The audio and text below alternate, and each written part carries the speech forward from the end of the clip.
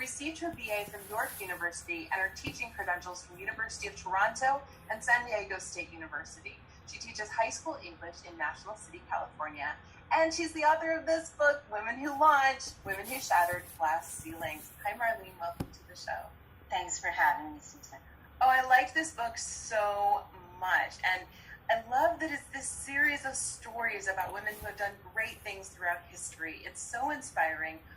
What made you want to address this topic? I know it's not new to you by any means. I've seen your other books, but what made you so inspired to write this book?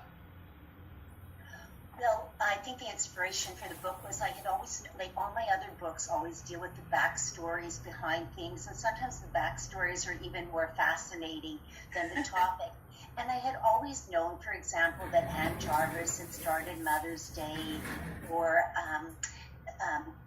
things like that. But then I thought, and then I just got the idea of the 1950s woman who lunched as opposed to the woman who launched. Therein lies a huge difference. So just to show how far women have come in their accomplishments, I decided to compile women who had shattered glass ceilings, not just in the business world, but in just different aspects. Because I thought, let's take them back from behind the curtain and bring them to the forefront where they belong.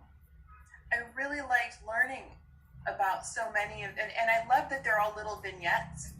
And so you can pick this up, you can read it in a few minutes, you put it down, go do something. It's kind of one of those books that you can really sit and read for a long time. And then it's another book that can kind of be it could almost be a women's daily inspirational.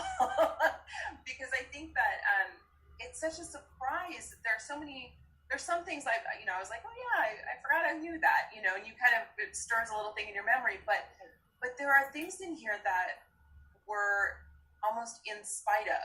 These women accomplished things in spite of all of the odds being against them and having to do things in secret. And and going against the will of the men in their lives and all of that. And there was so much, so women have been doing these things forever. And I loved that. I loved that notion. And it made me feel stronger as a woman, made me feel proud of these things. What do you think that these women have in common that women could draw from, that women could learn from today? Well, I think the commonalities between the different women profiles and what women can do today is, well, the first thing is never listen to the naysayers. Because all these women, like, for example, the woman who started Spanx, her family said, something, if it was such a great idea, it would already have been done. And yada, yada, she's on Forbes' list of right. 40 billionaires. So I think the main thing is don't listen to the people who say you can't. Listen to your own, because I think when we come to the end of our lives, what matters not if we failed even, but that we tried. And so the commonality is, they didn't listen to the naysayers, and sometimes they stumbled to their knees, but they didn't remain there. Okay, I'm going to go rogue and ask a third question. I do from time to time. I try to keep it to two, but sometimes. So is there, do you think, something special about these? These women are women who did big, legendary things. Is there something special about them? Or are we all like that? I think that they were just ordinary women who did extraordinary things. And that's another thing to bring to the book.